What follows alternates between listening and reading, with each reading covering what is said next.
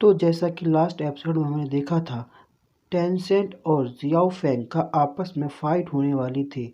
उस mask man का नाम जियाओ फेंग है। जियाओ फेंग के ऊपर गुस्सा सवार होता है क्योंकि उसने उस फायर गर्ल और टेंसेंट को जंगल में एक साथ देखा था और उसे लगता है कि टेंसेंट उस लड़की को पसंद करता है।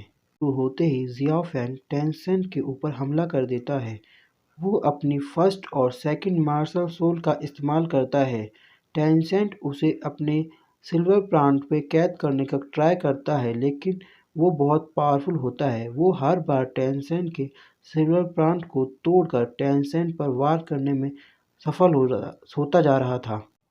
सभी लोगों को वहाँ पर ऐसा लग रहा था कि टेंसेंट इस बार हार जाएगा और ये टेंसेंट की पहली हार होगी। तभी टेंसेंट भी उसके ऊपर अपनी पावर का इस्तेमाल करता है। फिर टेंसेंट उसके ऊपर भारी पड़ने लगता है। तभी जियाओ फेंग अपने विंग्स निकालता है और वो एयर कॉम्बैट करने लगता है। अब क्योंकि टेंसेंट हवा में नहीं उड़ सकता था, तो टेंसेंट यहाँ पर कमज़ोर पड़ने लगता है।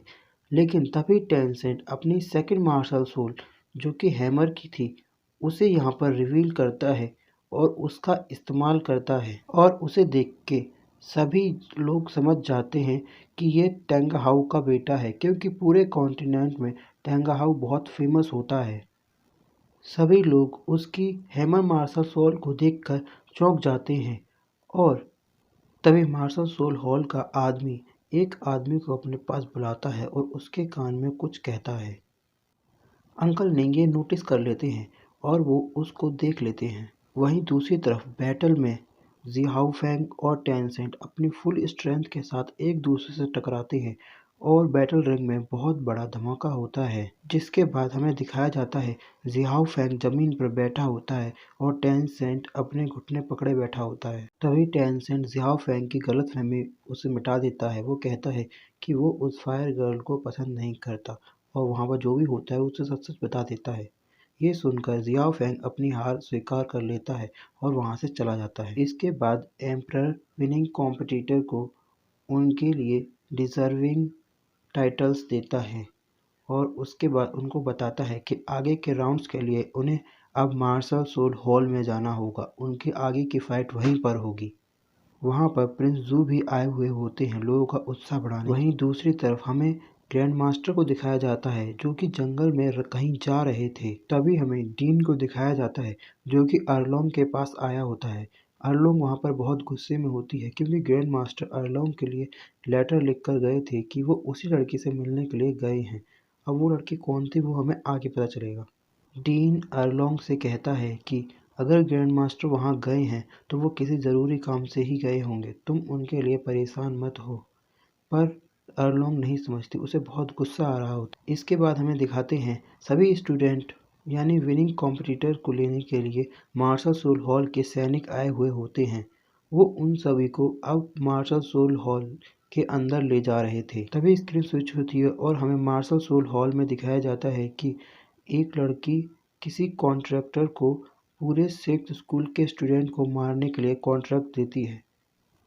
इसके बाद टेंसेंट और टेंसेंट की पूरी टीम मार्शल सोल हॉल के लिए निकल जाती है।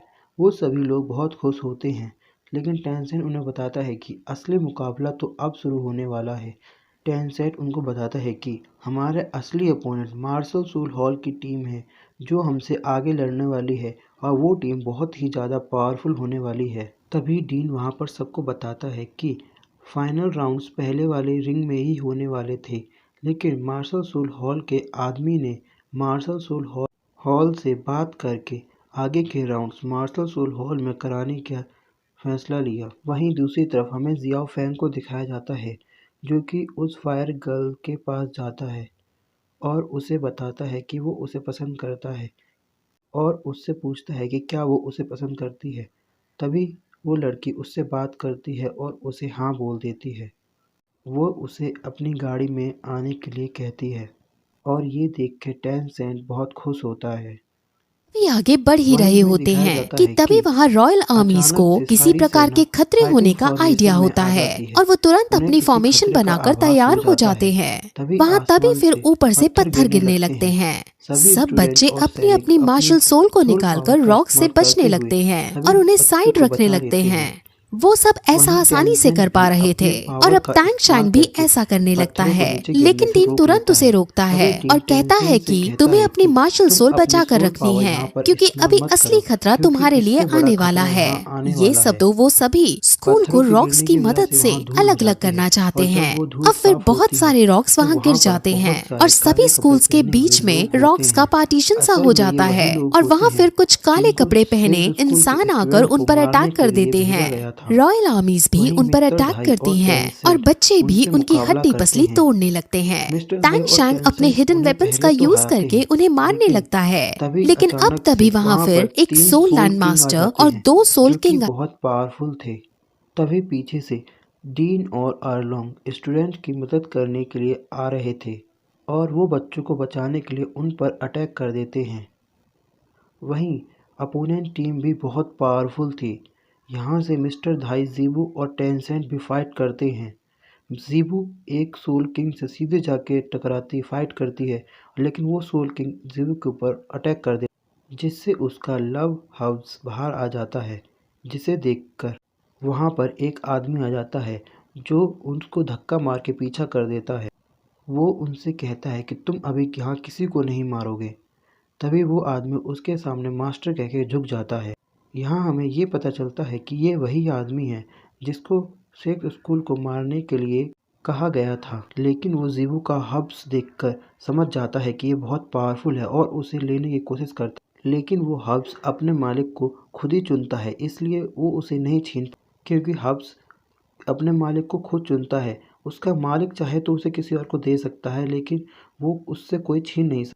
तभी वो आदमी अपने आदमियों से कहता है कि इस लड़के को छोड़कर सबको मार दो। तभी मिस्टर धाई सबको बचाने के लिए फाइट करता है और वो आदमी जो कि सबका लीडर है मिस्टर धाई को फाइट करते हुए देखता है। वो उसे देख के पहचान जाता है कि इसके पास भी कोई पावरफुल हब्स है और वो उसे चेक करने के लिए मिस्टर धाई को मारता है और मिस्टर धाई सारे अटैक सहन कर लेता है। ये देखकर वो आदमी समझ जाता है कि इसके पास ज़रूर एक बहुत पावरफुल हब्स है जो कि इसकी स्ट्रेंथ को बढ़ाता है। तभी वो आदमी मिस्टर धाई से कहता है कि तुम मेरी डिसाइबल बन जाओ, नहीं तो मैं इन सब को मार दूंगा। मिस्टर धाई कहता है कि मैं तुम्हारा डिसाइबल बन जाऊंगा लेकिन मेरी पार्टनर कैट गर्ल को भी तुम्हें अपना डिसाइबल बनाना होगा। तभी वो आदमी मिस्टर धाई की बात से एग्री हो जाता है।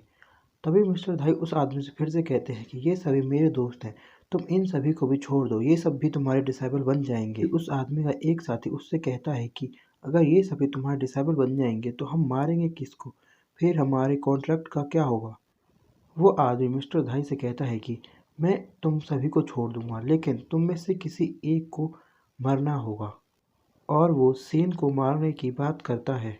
वहीं हमें दूसरी तरफ ग्रैंड मास्टर दिखाया जाता है जो कि मार्शल सोल होल के बाहर खड़े थे। वहाँ पर ग्रैंड मास्टर उन सिपाहियों को वही बैच दिखाते हैं और अंदर जाते हैं। और ये एपिसोड यहीं पर एंड हो जाता है। आज के दिन हम और एपिसोड अपलोड करेंगे। अगर आपने अभी तक हमारे चैनल को सब्सक्राइब नहीं किया तो अभी सब्सक्राइब करें। Thanks for watching.